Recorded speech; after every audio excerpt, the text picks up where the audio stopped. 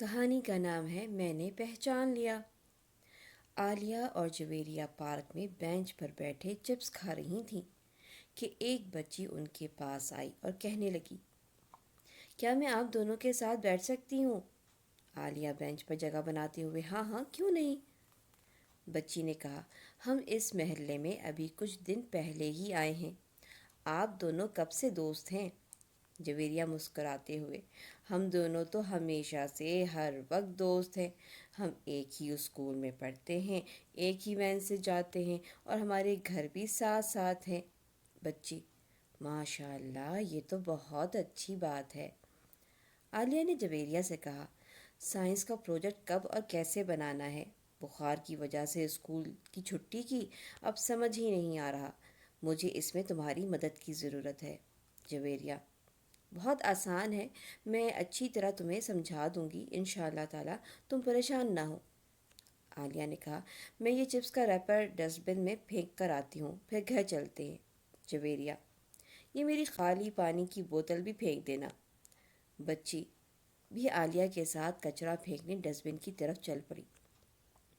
جب بینچ سے تھوڑا دور ہو گئے تو بچی نے کہا، جویریہ بھی تو ہمارے ساتھ ڈسٹ بن تک آ سکتی تھی، تمہیں معلوم ہے کہ جویریہ تم کو اپنا نوکر سمجھتی ہے، تم کو اس سے کہنا چاہیے تھا کہ وہ اپنا کچرا خود پھینکے۔ یہ سن کر عالیہ سوچ میں پڑ گئی۔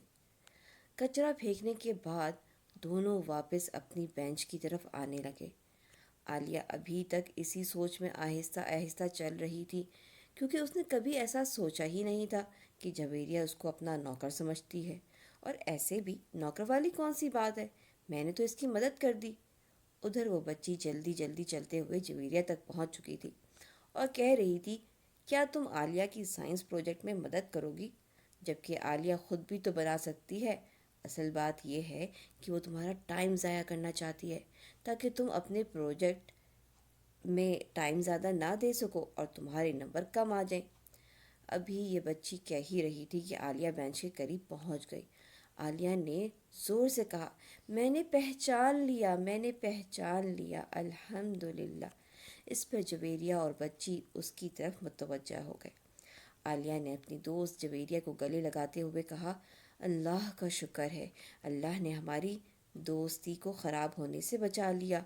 اور بچی کی طرف مخاطب ہو کر کہا، تم نے مجھ سے جویریہ کے بارے میں اور جویریہ سے میرے بارے میں ایسی بات کہی جس سے ہمارے درمیان جھگڑا ہو جاتا، اور ایسی ہی بات کو چغل خوری کہتے ہیں۔ رسول اکرم صلی اللہ علیہ وسلم نے فرمایا، لا يدخل الجنت نمام، چغل خور جنت میں داخل نہیں ہوگا۔ اس لیے میں تم کو نصیحت کرتی ہوں، تم کبھی بھی کسی کے بارے میں چغل خوری نہ کرنا۔